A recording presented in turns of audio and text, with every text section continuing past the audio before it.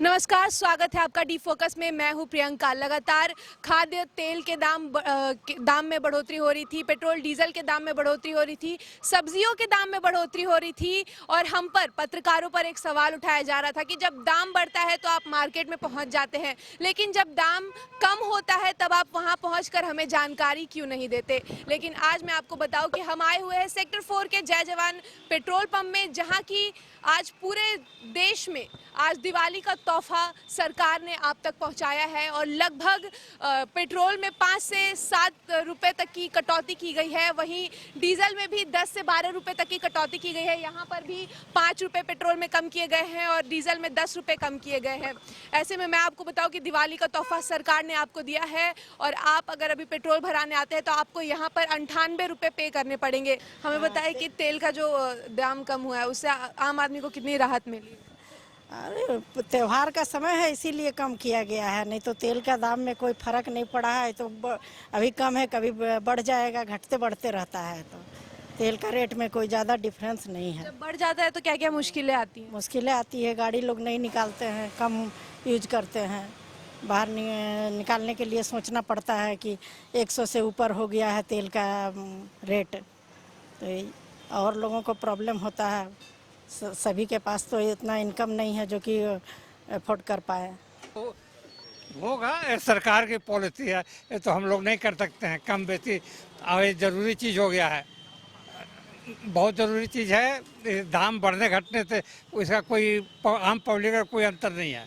दिवाली का सरकार ने तोहफा दिया है आम जनों को। आज 5 रुपए पेट्रोल के दाम में कटौती हुई है यहाँ पे और 10 रुपए डीजल के दाम में। इससे क्या सहूलियत मिलेगी आम आदमी को? बहुत सहूलियत मिलेगी, आम जनता को बहुत राहत मिलेगा। क्या हो रहा था जब 104 100 पार, बोकारो जैसे शहर में 100 पार हो गया था पेट्रोल, तो कितनी तकलीफें हो रही थी?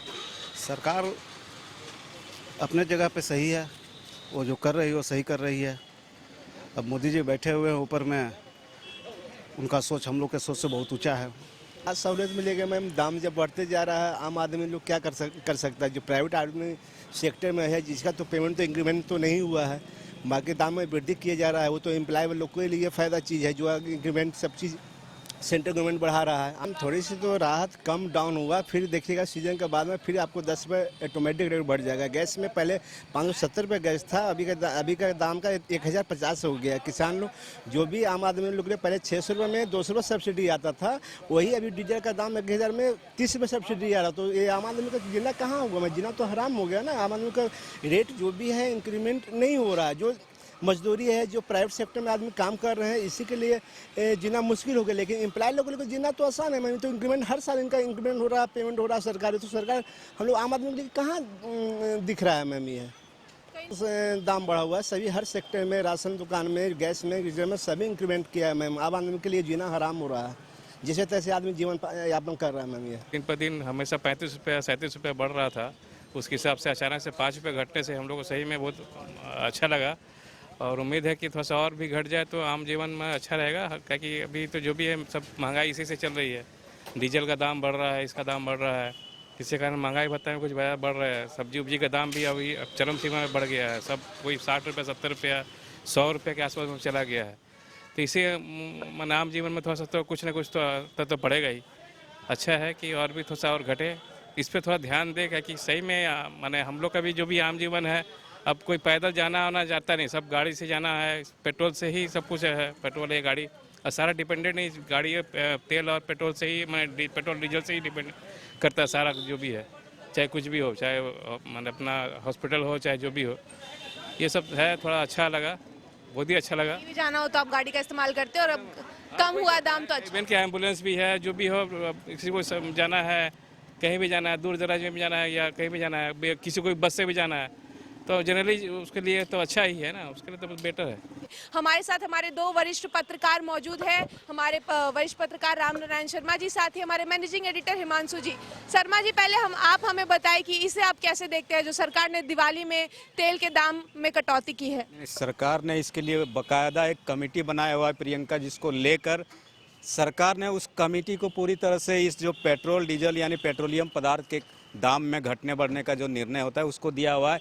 उसके बावजूद जब हमारे पूरे देश में पेट्रोल डीजल का दाम सेंचुरी पार करने लगा तो सरकार पर उंगलियां उठने लगी थी, केंद्र सरकार पर खासकर, क्योंकि राज्य सरकारों ने साफ साफ केंद्र सरकार को ये पूरा का पूरा जिम्मा थोप दिया था कि केंद्र सरकार ही दाम बढ़ा रही है तो हम क्या कर सकते हैं।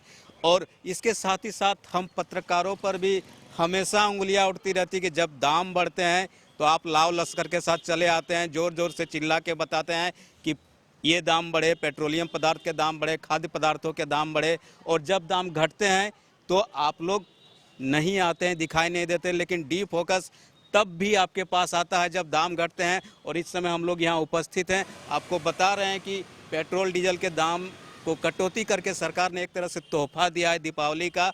और सबसे बड़ी राहत किसानों के लिए होगी जो इस समय जो शीत ऋतु के फसलें उगाने को तैयारी कर रहे हैं, उनके लिए बड़ा फायदा होने जा रहा है प्रियंका, डीजल के दाम में कमी होने से। हिमांशु जी, मैं आपसे जानना चाहूंगी कि लोगों का कहना है कि पेट्रोल और डीजल के दाम बढ़ने से बाकी चीज़ों के भी दाम बढ़ रहे थे, तो जब अभी ये हुआ है इससे आप कितना सहमत है? नहीं, बहुत ही अच्छी बात है। पूरे देश के आवाम में खुशी है, क्योंकि पेट्रोल की कीमत बढ़ने से लोग काफ़ी निराश थे।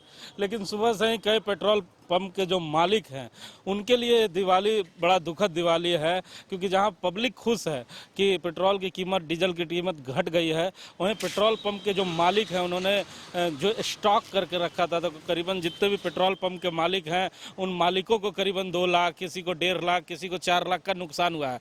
तो जहाँ पब्लिक खुश है वहाँ पेट्रोल पंप के मालिकों के लिए ये दिवाली नुकसानदायक है।